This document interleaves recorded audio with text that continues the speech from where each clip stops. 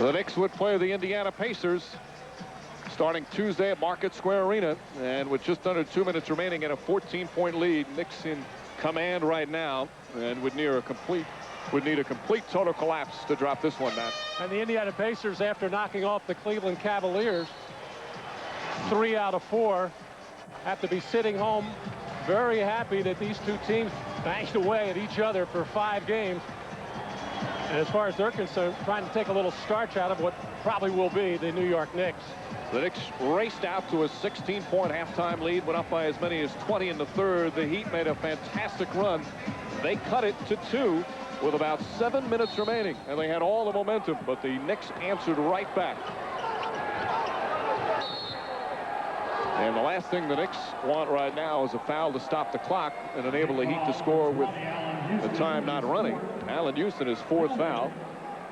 And free throws coming up for Leonard. Allen Houston wants to kick himself on that. He knows the importance of trying to hold on, stay very close to Vashawn Leonard, but you certainly don't want to stop the clock and put anybody on the free throw line at this juncture.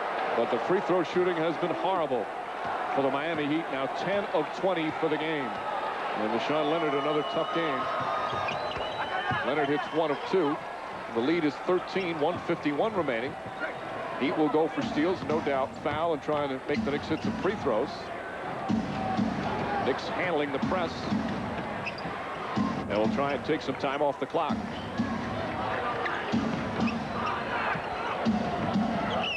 On the shot clock.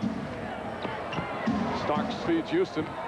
4 on the 24. Houston, the drive strip, gets it back, puts it up. Won't get the roll. Oakley trying to keep it alive, but Leonard comes out of the pack. Heat not giving up just yet. Murdoch the drive and a foul. Got Starks hitting him. And Starks his 3rd. 2 more free throws coming up for the Heat with 1:19 remaining, and the Knicks leading by 13. But the Miami Heat letting the New York Knicks take way too much time off the clock.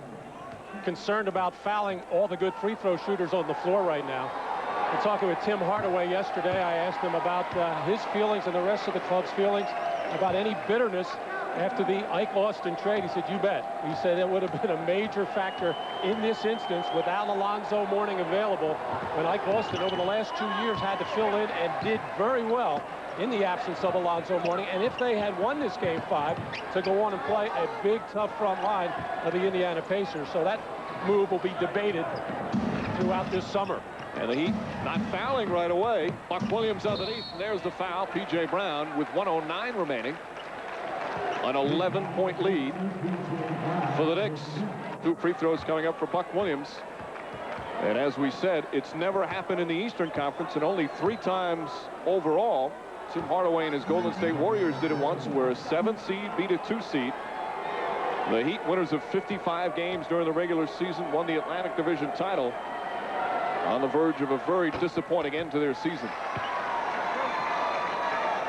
Buck Williams hitting the first.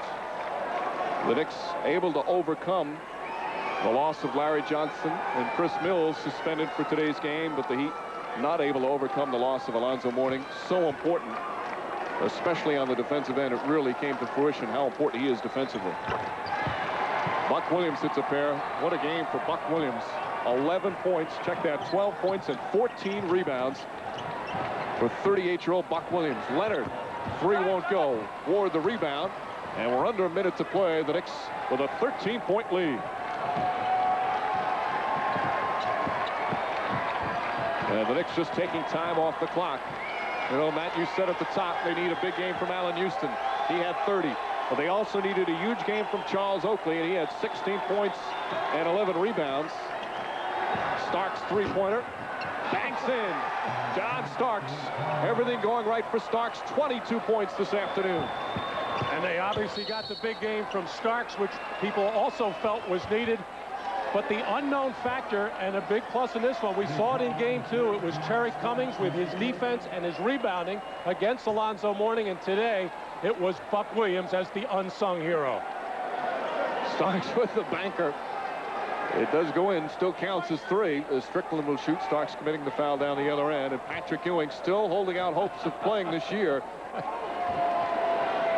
He has not been medically cleared to play yet.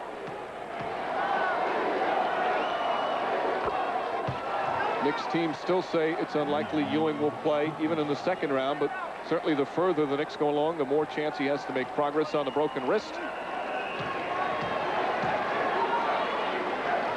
As Strickland knocking or missing the second one, and Matt Guokas certainly with this game, the Knicks able to win a game 5 on the road. Has to be so sweet with a rivalry as Oakley slams it in. Well, obviously the goal is to survive, move on, go to the next round, but you know the Knicks will take an extra special pleasure in ending the season for the Miami Heat. In front of their home fans here at Miami Arena, final seconds ticking down. The Knicks battling back. They were down 2-1 in this best-of-5 series, winning at the Garden in game 4, and a huge road win.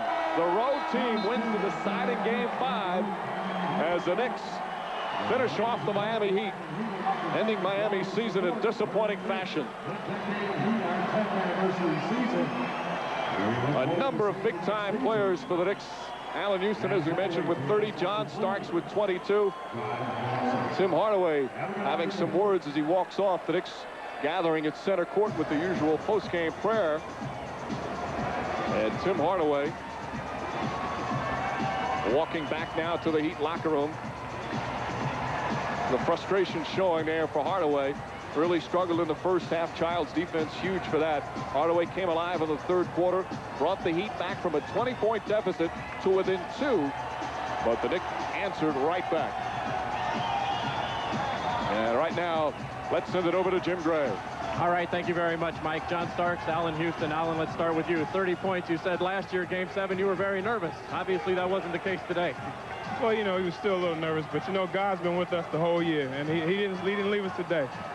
You know, we came out, we were poised, but we stayed aggressive, and I think that was a big difference. How concerned were you when they cut the lead down to 2? You had a 20-point lead. It looked like this thing was going to get away from you. Well, we had some good shots. We just weren't making our shots, and we knew eventually, you know, if we stayed poised, made good plays, we were going to make those shots.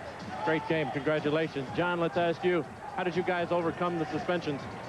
God. He carried us, like Allen said. Got to be more than God. There were about 9 individuals out there. He's been with us all day long, all year long, and you know, he gives us the strength to go out here and to play the way we did. You know, we know we was coming in here, you know, without Larry and Chris, and you know, but we kept our heads. You know, even though they cut the lead down, we kept our composure and we stayed with it. The personal attacks that Jeff Van Gundy had thrown at him by Pat Riley. Did you guys talk about that, and what did that do for the team? Jeff didn't say anything about it. He didn't say one word about it, and you know, that's between the coaches. You know, the players have to go out there and play the game, and I just want to say hi to my mother and my grandmother. I love you all. We hope they're feeling better. Alan, finally, last question here.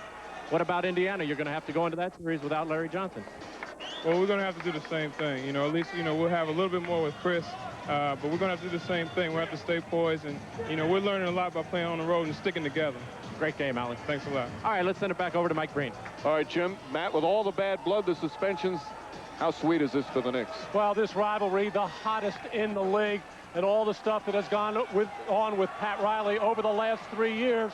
And then the game they lost down here on the disputed final second shot by Allen Houston. All of these things coming to a head. A sweet win for the New York Knicks to knock their arch rival out. Knicks play the Pacers next. The Heat will go home. Once again, final score, the Knicks 98 and the Heat 81. Knicks win the series 3-2. Now stay tuned for Game 5 between the Rockets and Jazz. For Matt Guokas and Jim Gray, this is Mike Green saying so long from Miami Arena. The NBA